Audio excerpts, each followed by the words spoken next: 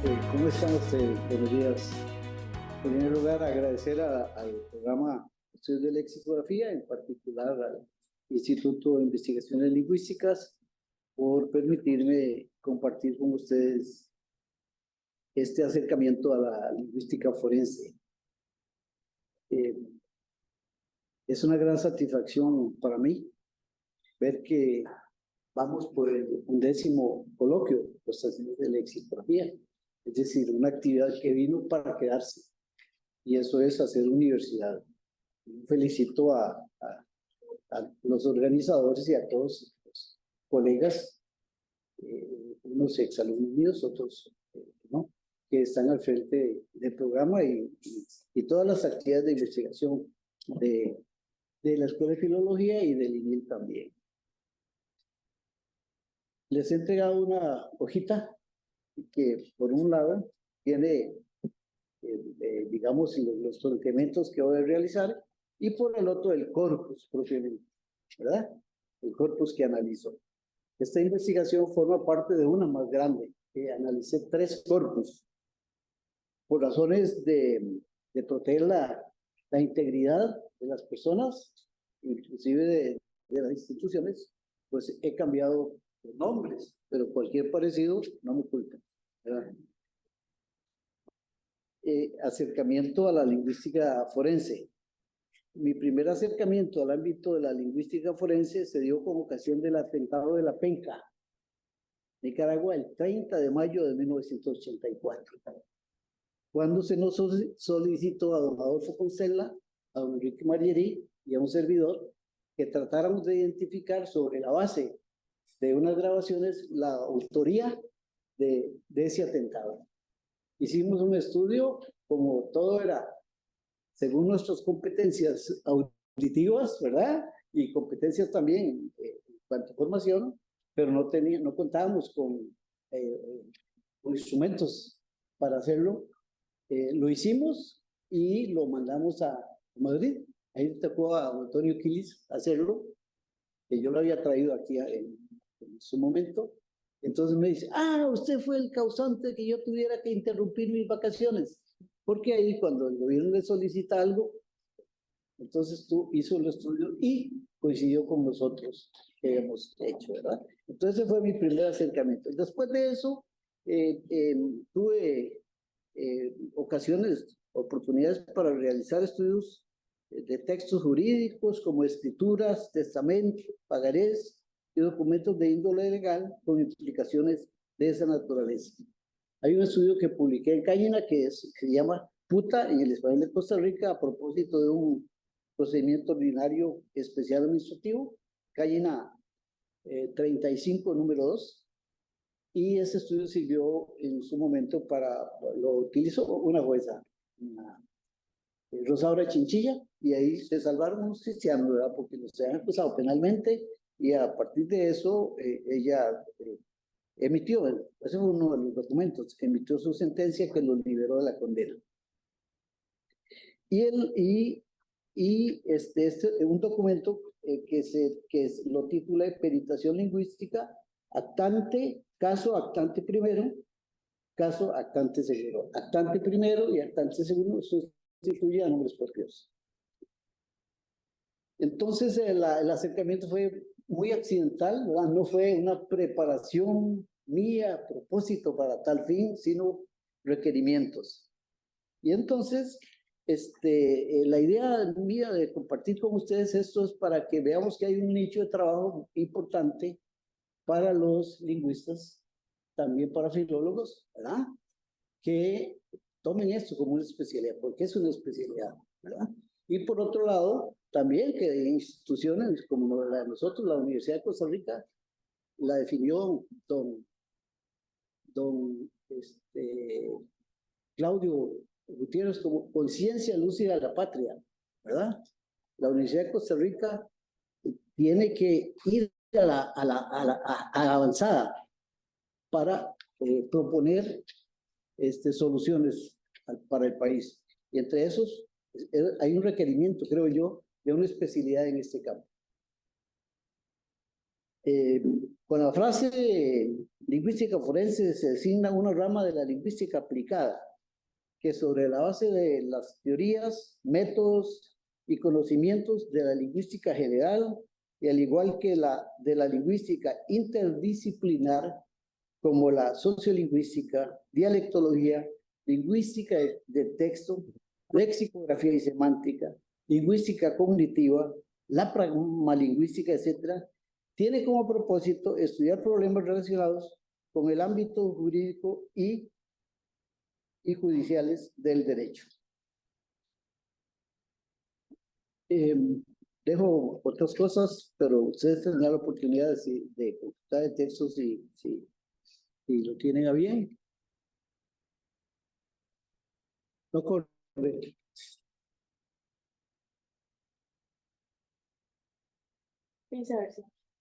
Ahora sí. Bien, de conformidad con... Hay una obra clásica de lingüística forense que es Language and the Law. El editor es Gibbon, de 1994. 3 son los ámbitos de que estudia la lingüística forense, ¿verdad? Lenguaje jurídico o de la ley. Aquí los textos legales, leyes, decretos, códigos. Sabemos se redactan en un léxico de especialidad. De ahí que el ciudadano común y no tan común, ¿verdad?, requiere que se le haga la correspondiente transposición didáctica para entenderlo. Ahora se habla de lenguaje claro, ¿verdad? Y vi que aquí la Universidad de Costa Rica, por medio del profesor don Adrián Vergara, está trabajando en ese campo. La Academia, la Real Academia Española y las academias, estamos participando en una red panhispánica de lenguaje claro, precisamente para que sentencias, leyes, etcétera, lleguen en un mensaje que sea accesible al lector común. El lenguaje judicial o en los procesos legales, aquí el objeto es el análisis de los discursos de los participantes, tanto en las vistas orales como en sentencias, también acompañar a personas que están en minoría, en alguna desventaja. El lenguaje evidencial o probatorio en los procesos legales, y esto es por excelencia el interés el ámbito de la lingüística forense. Aquí se estudian los textos en sus diferentes niveles: fonético, fonológico, morfosintáctico, léxico, semántico, discursivo y pragmático. Se centra su interés en el valor probatorio de los procesos judiciales, para lo cual el estudio debe estar fundamentado en sólidos conocimientos lingüísticos, cuyos resultados tienen que aportar criterios objetivos para la toma de decisiones por parte de los administradores. Esos resultados tienen que ser objetivos y replicables. Esto es muy importante, ¿verdad? Ese texto determinado, aplicado a sus métodos, los resultados tienen que ser los mismos, ¿verdad? En ese sentido, estas peritaciones requieren un alto nivel de profesionalismo y de formación.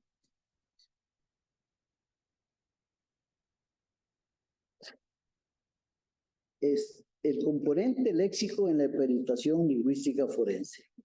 Si bien en los estudios de lingüística forense los niveles de la lengua se entrecruzan, para la presente actividad académica, coloquio lexicografía, vamos a tratar el componente léxico como elemento de la evidencia lingüística forense, advirtiendo que necesariamente se recurrirá a la información lingüística de otros niveles para identificar las implicaturas y con ello la interpretación adecuada del texto. Ya sabemos la relación lengua, cultura, léxico, identidad. No voy a entrar en estos detalles para ganar tiempo, ¿verdad? En consecuencia, la variedad del español de Costa Rica en el componente léxico nos va a dar información de nuestra manera de ser, de vivir, de nuestros valores, costumbres, etc.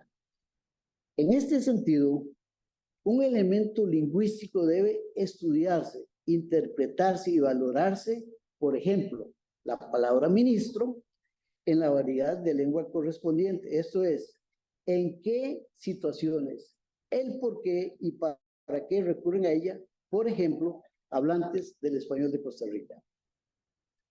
Al respecto, el maestro Eugene Kosheriu puntualiza: las unidades funcionales deben naturalmente establecerse allí donde funcionan y mediante las oposiciones en las que funcionan. En este orden de ideas, en la comunidad costarricense, cuya lengua es el español, la palabra ministro se asocia a elementos léxicos como funcionario, presidente de la República, que es quien lo nombra, superior jerárquico de un ministerio. Y en el caso del Ministerio de Transportes, por ejemplo, la voz ministro se asocia con palabras como puente, carretera, autopista, aprobación, supervisión, fondos públicos, licitación, etc. Todo ello en virtud de unas competencias jurídico-administrativas ineludibles y establecidas por ley para el funcionario.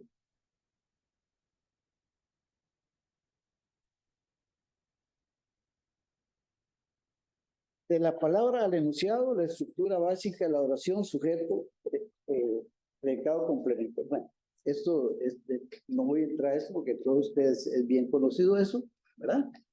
Es muy bien. Recuerden que esto se hace para jueces, ¿verdad? Entonces, en el siguiente enunciado, oración, por ejemplo, tomado del documento La trama de la corrupción fue así, este documento circuló en las redes sociales, por eso lo cito. Actante primero, ahí es donde cambia el nombre. Actante primero, voy a leer como, no como está escrito. Actante primero negoció en reuniones en el hotel El Primerísimo junto al exministro Actante tercero y el corruptor Actante cuarto. Esos son nombres propios. Hace como 6 meses. Los elementos lingüísticos imprescindibles de este enunciado son actante primero, es decir, un nombre propio, sujeto de elaboración, y negoció, verbo, núcleo de predicado. Los otros componentes de ese enunciado de oración constituyen precisiones semántico-comunicativas en virtud de la información complementaria relativa al modo, en reuniones, lugar, en el hotel El Primerísimo, compañía junto al exministro Actante tercero y el corruptor Actante cuarto, y tiempo, hace como 6 meses, ello para precisar el mensaje. Más allá de la palabra.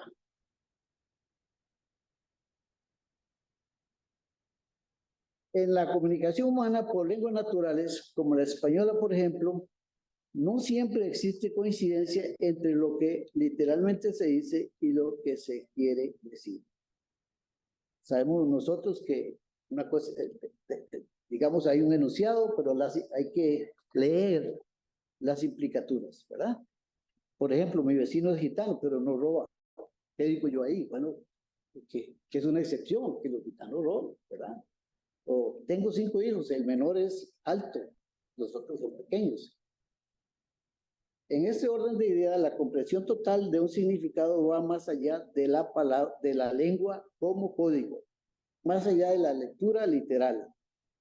Para comprender adecuadamente la comunicación humana por medio del lenguaje verbal y ahora ya escrito, es fundamental preguntarnos: ¿qué quiere decir alguien con tal palabra?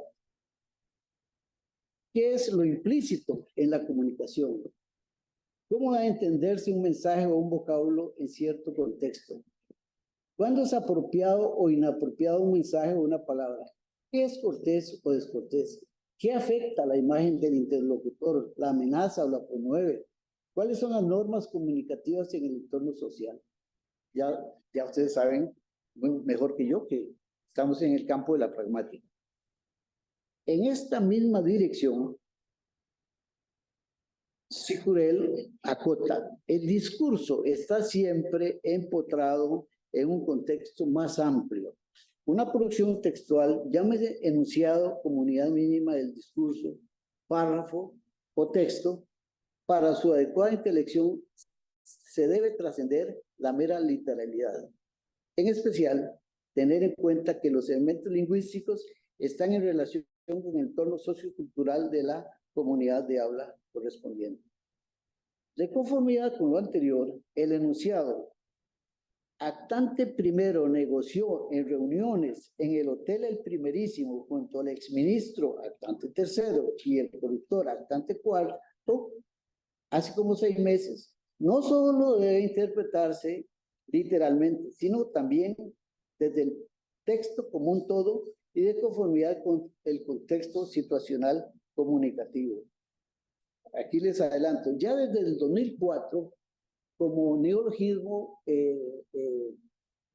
la academia tuvo en su momento un observatorio del idioma, y ya ahí se registra la palabra matráfula.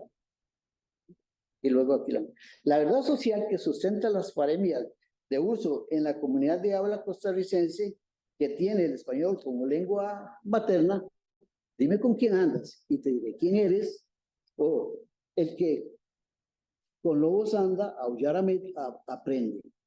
Desde el punto de vista pragmático, aquí hay un mensaje subliminal que afecta a la imagen y reputación social de la persona que anda con lobos, que afecta la imagen, o con personas de conductas indeseables.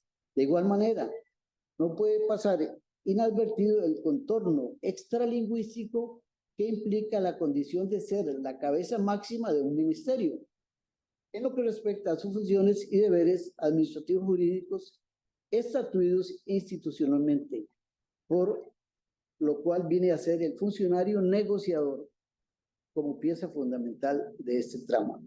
Tienen ustedes el documento que les he entregado en esa hoja, que es el que voy a analizar.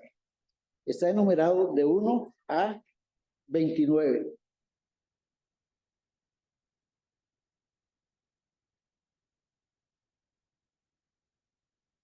En la línea narrativa de este documento está constituida por las siguientes relaciones de hechos. Esto es, lo hago así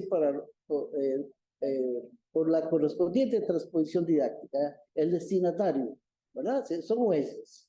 Entonces hay que ponerles clarito las cosas. Primera relación de hechos. El político más connotado de Costa Rica contacta con el brasileño actante cuarto, buscador de oportunidades de SAO, diestro en artificios para conquistar sus propósitos. La segunda relación de hechos, simulación de un contrato y comisión de estafa contra los costarricenses. Tercera, actante primero y otro negocian con actante cuarto para llevar adelante la trama. Cuarta relación, imposición de actante primero como ministro de Transportes, como garante, defensor de la concesión estafa al pueblo costarricense. Y la quinta, investigación del Ministerio Público sobre la ilegalidad de la concesión, acto de corrupción más grande que se conoce en la historia patria. Empecemos por el título. La trama de la corrupción fue así. El sustantivo trama, núcleo nominal, la trama de la corrupción, núcleo nominal, constituye un nombre postverbal, derivado del verbo tramar, como lo son compra, postverbal de comprar, cuenta, postverbal de contar, lo cual corrobora que es un proceso morfológico usual de derivación en lengua española. En este sentido, para comprender el significado del sustantivo tram, hay que consultar obligatoriamente el verbo tramar. Y en el DELE se define así, el verbo tramar. Del Diccionario de Lengua Española, de la edición del 2014, página 2152. Disponer o preparar con astucia o dolo un enredo, un engaño o traición, lo cual, parafraseado lexicográficamente, equivale a hacer planes o proyectos para algo generalmente ilegal con la mala intención de engañar o traicionar. Definición esta más adecuada a la realidad histórico-cultural de la comunidad costarricense.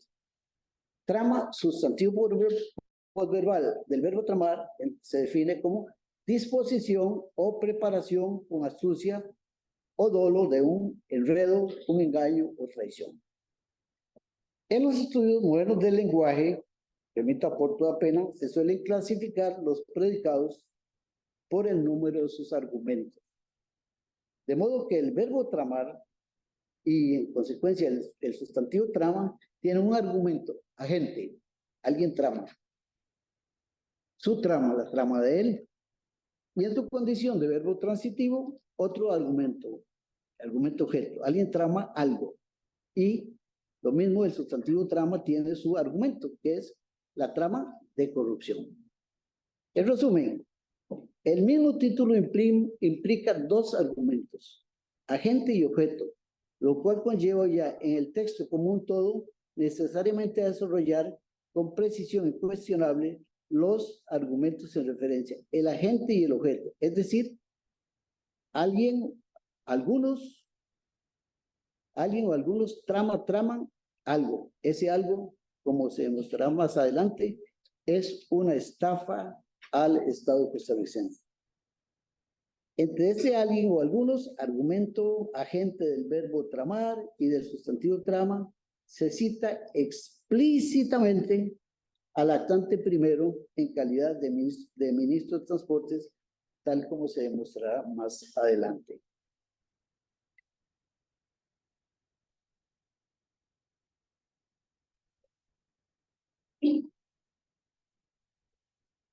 Primera relación de hechos. El político más connotado de Costa Rica contaba con el brasileño Actante Cuarto, buscador de oportunidades de Sao, diestro en artificios para conseguir propósitos. En este apartado, que corresponde al párrafo primero del documento en estudio, si bien no se menciona al actante primero, sí es fundamental para informarse de las calidades que se le atribuyen al actante cuarto y las implicaciones, analizado el texto como un todo, que tiene para la reputación e imagen social y profesional del actante primero como persona y como ministro de Transportes. Al señor actante cuarto se le atribuye ser especialista en corromper políticos y sobornos, fraguar matráfulas con funcionarios para hacer negocios en los diferentes países. Esta información impacta en el imaginario costarricense para desaprobar cualquier tipo de relación con una persona de tales calidades y más si se trata de un funcionario, pues como dice nuestro pueblo, entre los mismos se entienden, o la aplicación como anillo al dedo de aquellas paremias populares. Dime con quién andas y te diré quién eres, o el que con lobos anda, aullar aprende. Para mejor comprender para poner en mejor contexto y antes de proseguir en el presente análisis, es oportuno recordar que la definición de los siguientes términos. Matráfula. Costa Rica es un costarriqueñismo. Les decía que el 2004 ya empieza a registrarse. Invención maquinada con el propósito de obtener algún beneficio mediante el engaño. En el diccionario español actual de Costa Rica, por lo menos yo compartí con don Mario Hernández esa información, y funcionario y funcionaria, persona que desempeña profesionalmente un empleo público. Para la comprensión mejor del tono acusador en contra de actante primero, presente en la secuencia de relación de los hechos del documento, la trama de la corrupción fue así.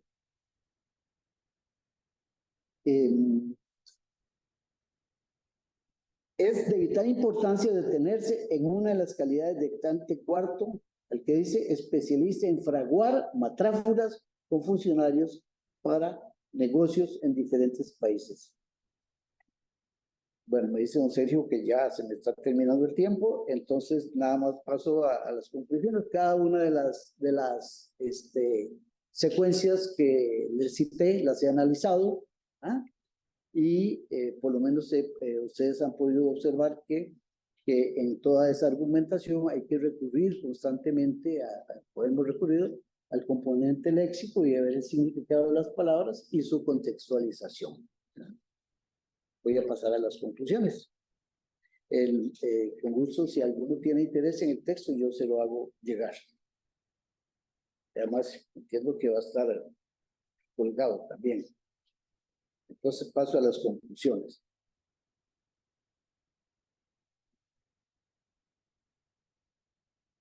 este, hay una parte de ahí el análisis que sí es conveniente señalarlo, que dice, nombrándolo como ministro de Transportes actante tal.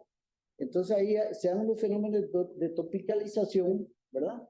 Y dice únicamente para tal, también, únicamente las topicalizaciones. Entonces eso hace ver que hubo digamos, matráfura clara para nombrar a fulano tal, ¿verdad? Para que cumpliera tales objetivos. Entonces, analizado ese texto, esos son dos aspectos muy importantes. La topicalización de la palabra ministro, que ustedes verán que está al principio, y el nombre propio de él al final, y únicamente para una oración de tipo final, que está también al principio, ¿verdad? En cuanto a las relaciones de hechos, recurso morfológico para el análisis más claro y preciso del documento, el hilo acusador negociador corrupto constituye el tema recurrente. Actante primero, en calidad de funcionario como ministro de Transportes, es un participante no solo activo, sino clave en la trama de concesión, con claros objetivos defraudatorios para el Estado costarricense. Como ministro de Transportes, Actante primero fue nombrado por la presidenta de la República en uso de sus atribuciones, no por su preparación profesional, sino que fue impuesto como pieza colocada para vender la concesión estafa. De este análisis se colige una afronta al honor, a la formación profesional y a la persona como ministro títere, impuesto con un único objetivo, únicamente sí, para defender la estafa al pueblo costarricense con la negociación.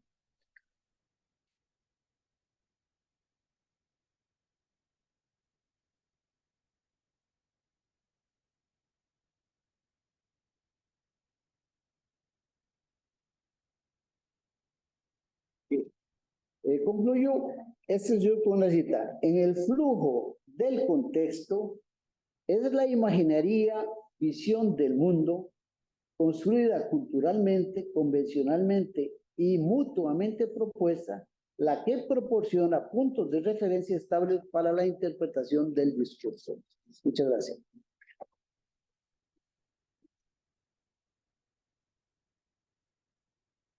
Muchas gracias, doctor Víctor Manuel Sánchez. Vamos a abrir un espacio de preguntas o comentarios.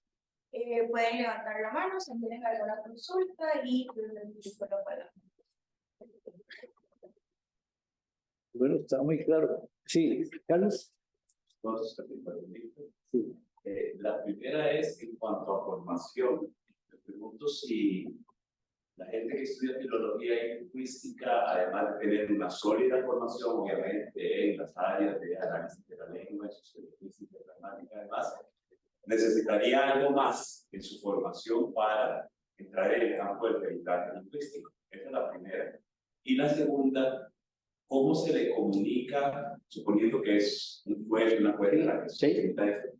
¿Cómo se le comunica? Entiendo que se le da todo un informe técnico, Sí, pero posiblemente de ese informe técnico entenderá muy poco. ¿Cómo se le comunica todo ese informe técnico en términos que pueda comprenderlo? Bueno, sobre lo primero,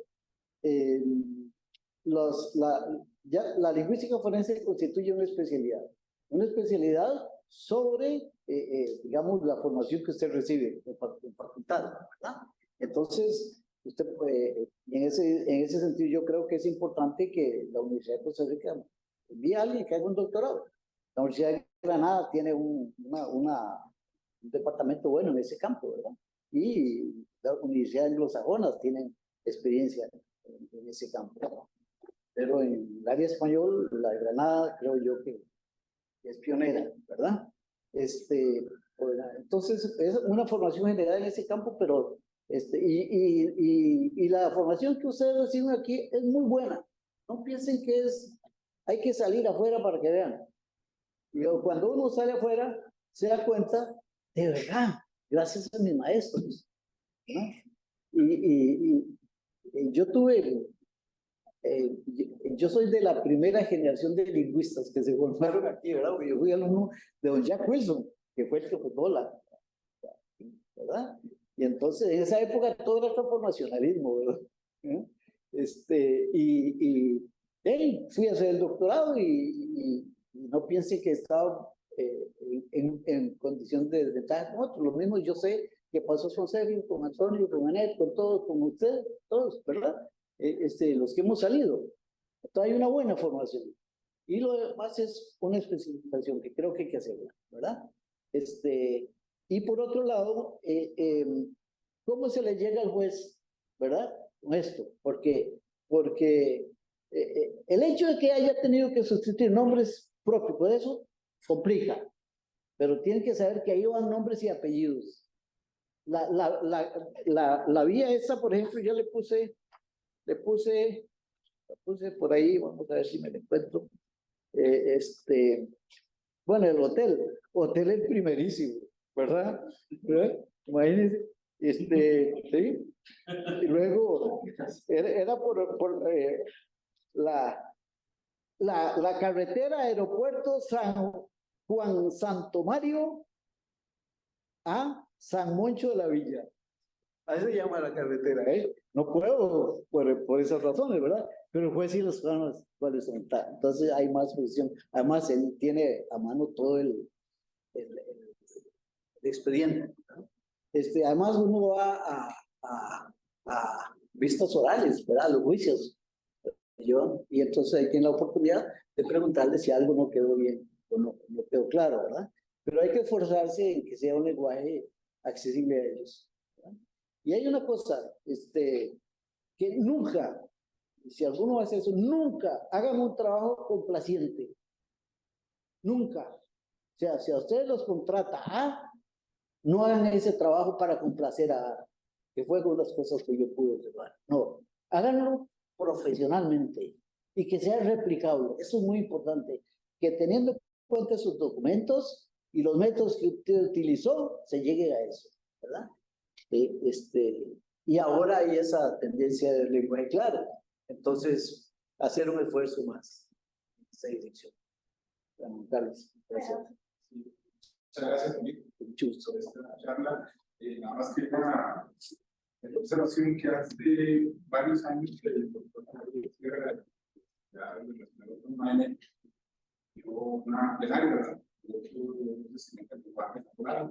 Y él también se dedica a la lingüística forense, pero desde una perspectiva computacional. Entonces, en esa ocasión él había explicado, por ejemplo, cómo hacían minería de datos para extraer información lingüística.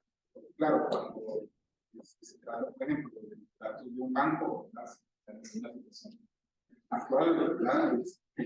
Y muchas veces se trata de ir de correo. Efectivamente. Y bueno, yo no entro aquí, ¿verdad? Pero uno, digamos, cuando usted está investigando autorías, algún texto así, entonces usted trabaja con un corpus y usted puede someterlo a procesos informáticos para identificar estilemas, por ejemplo, longitud de los enunciados, si es una pista, ¿verdad?